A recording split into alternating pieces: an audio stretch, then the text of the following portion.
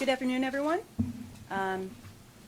Joining me up here today, we have Chief of our Criminal Justice Bureau, Daniel Hageman Clark, Deputy Chief of our Criminal Investigations Division, Sam Miller, First Assistant Attorney General Danielle Rousseau-Bennett, and First Assistant Bill Rolton, and also Assistant Attorney General Kayla Caprino. And I would like to thank all of you guys, as well as some of our investigators on this matter, Bob Bernard and Brian Ferguson. Thank you so much for your hard work. In January 2022, Rebecca Chatfield, sister-in-law to former Michigan Speaker of the House Lee Chatfield, publicly reported that she was sexually assaulted by Chatfield over the course of many years. The Michigan State Police and special agents from the Department of Attorney General launched an investigation into her reported sexual abuse. That investigation was later broadened to include reports of financial crimes, including stealing and embezzling money from various tax-exempt political action committees, otherwise known as PACs, and one 501c4 affiliated with Chatfield's time as an elected official.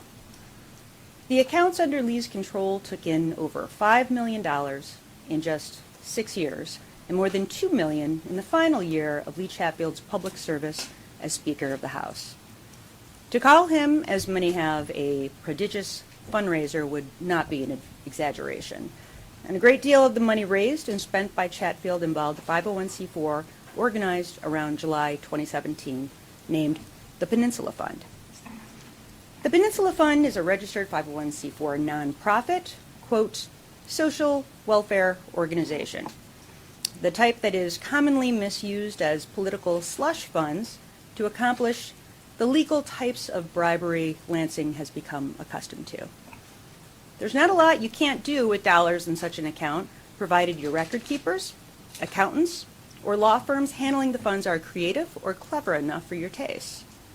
But however broadly defined, all the expenses made from these funds must be in the pursuit of advancing the goals of the organization, and it is a very low bar indeed.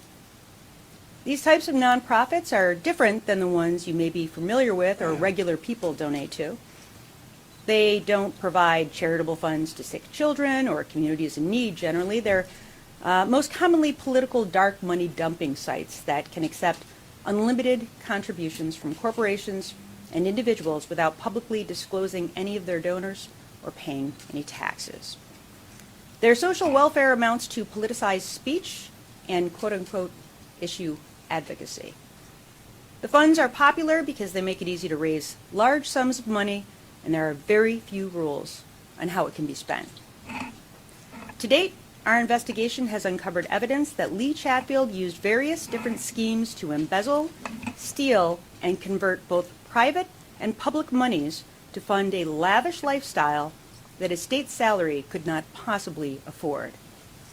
This included luxury shopping, fine dining, and extended vacations in swanky hotels and various exotic locations. It is not an exaggeration to say that his employees, friends, and family all benefited from the extravagant misspending of these funds. While the entirety of the investigation is not yet completed, my department is moving forward with 13 charges against Lee Chatfield following a years-long investigation by the Department of Attorney General using special agents, assistant attorneys general, and the Michigan State Police into rampant and flagrant misuse and misappropriation of political nonprofit funds while Lee Chatfield was Speaker of the House of Representatives. In addition, Stephanie Chatfield, wife of Lee Chatfield, has also been charged. I should remind everyone that charges are just that, charges, and that a person is presumed innocent until and unless proven guilty in a court of law. With that, the following charges have been filed in the 54B District Court in East Lansing against Lee Chatfield. Count 1, conducting a criminal enterprise based on 10 predicate offenses, a 20-year felony. It was determined during the course of the investigation that Chatfield employed a variety of separate financial schemes to line his own pockets. These schemes included using a 501c4 social welfare organization to pay off his personal charges on credit cards, utilizing a check kickback scheme from his PACs, improper mileage reimbursements from state monies for trips that were never taken, and a scheme to sublet an apartment that was paid for with 501c4 monies for Lee Chatfield's benefit. The first scheme relates to charged count 2, embezzlement from a nonprofit in an amount greater than $1,000 and less than $20,000, a 10-year felony. And count 3, conspiracy to commit embezzlement from a nonprofit in an amount greater than $1,000 and less than $20,000, a 10-year felony. These counts are against both Lee and Stephanie Chatfield. For counts 2 and 3, the Chatfields converted to their own use money from the Peninsula Fund, a 501c4 regulated account. From February 2020 through April 2021, Lee Chatfield made $132,000 in purchases on his personal Chase credit card. Peninsula Fund money was used to pay off the entire $132,000 balance for all 14 consecutive months. While we have uncovered no evidence to indicate that any of these expenses were proper or legal in nature, it is clear that numerous charges during this time frame were unquestionably personal and only personal. The Chatfield family went on vacation to Universal Studios in Orlando, Florida. Chatfield's credit card was used to make purchases at several souvenir shops, grocery and restaurant purchases, goods from wineries, party stores and restaurants, food delivery, and recurring bills from Apple.com. Transactions also include luxury purchases at UGG, Coach, and a surf shop in Florida. All charges during this time frame, again, were paid for using funds from the Peninsula Fund, a social welfare organization. Lee Chatfield and his wife Stephanie Chatfield worked together to facilitate using Peninsula Fund money to pay for Lee's personal credit card charges. While Lee Chatfield was the person whose Chase credit card was used, Stephanie Chatfield's role was to monitor the balance and make payments from the Peninsula Fund's accounts. The evidence shows that Stephanie Chatfield made payments to Lee Chatfield's personal credit card directly from Peninsula Fund accounts. The remaining counts apply only to Lee Chatfield. Counts 4 and 5 are charged as alternative theories. Lee Chatfield is charged with embezzlement from a nonprofit organization for $1,000 or more, but less than $20,000, which is a 10-year felony, or alternatively, larceny, $1,000 to $20,000, a 5-year felony. For count 4, a $5,000 check drawn on the Chatfield Majority Fund was made out to Aaron Chatfield, Lee Chatfield's brother. The check, dated November 2nd, 2020, was neither wages nor a bonus. Lee Chatfield gave the check to Aaron and told him he could keep $1,500 and Lee Chatfield would take $3,500 back. Lee Chatfield cashed the check on December 10th, 2020, in the lead up to the Chatfield family vacation in Orlando, Florida, and Universal Studios to offset the cost of the family trip. Similarly, for count 5, a $5,000 check drawn on the Chatfield Majority Fund was written to Wilbur Lovett, a friend of the Chatfield family. The check is dated December 12, 2018, and labeled as wages in the memo line. However, Lovett did not work for the Chatfield Majority Fund. Lee Chatfield, Rob Bernard, Aaron Chatfield, Paul Chatfield, another brother of Lee Chatfield, Robert Anderson, an employee of Chatfield, and Lovett all went to the Bahamas together from December 14th, 2018 to December 17th, 2018. The trip cost approximately $32,000 and was paid for by Rob Bernard and then reimbursed by the Peninsula Fund. While in the Bahamas, Lovett used $2,000 of the money from the check himself and gave the remaining $3,000 to Chatfield as requested.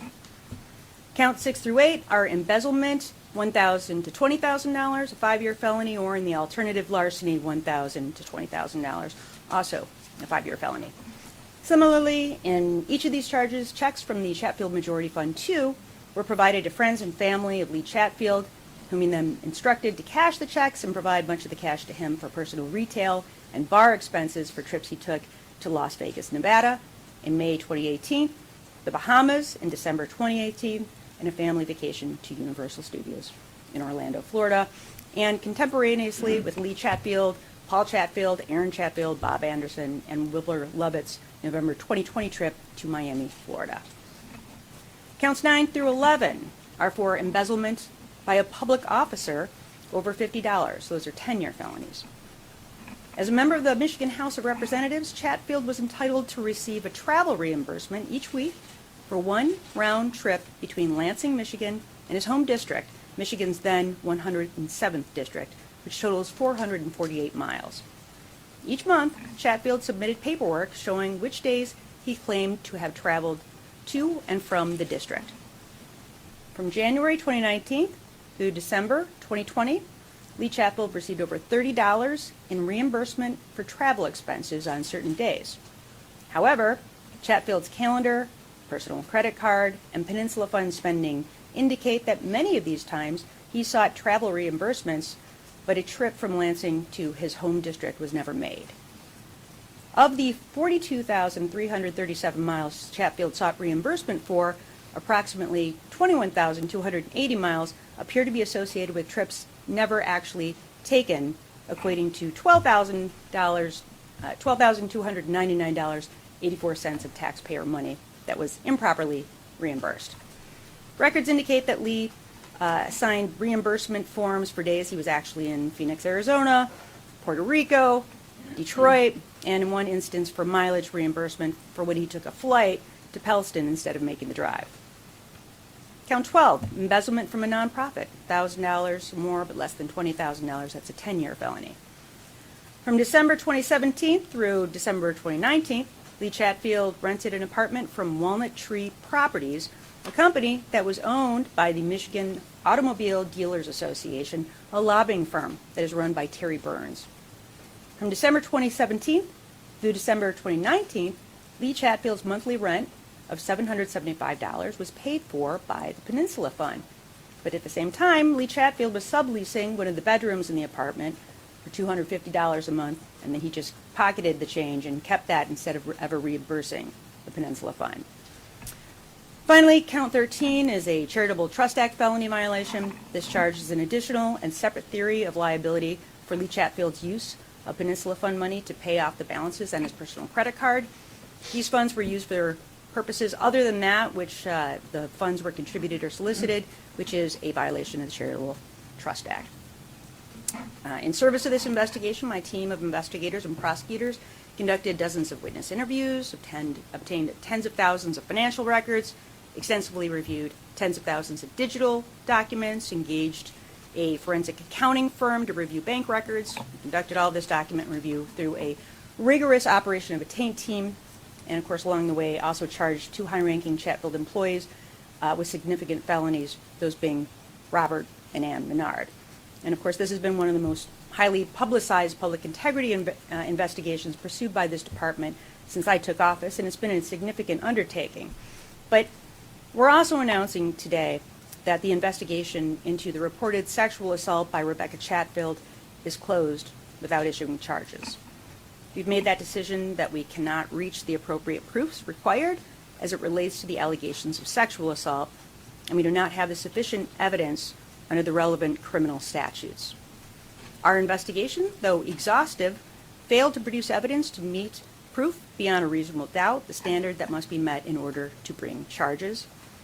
We commend Rebecca's strength, her bravery, and her courage in stepping forward to tell her story, and her disclosure led to our office's full investigation into allegations of other criminal activity.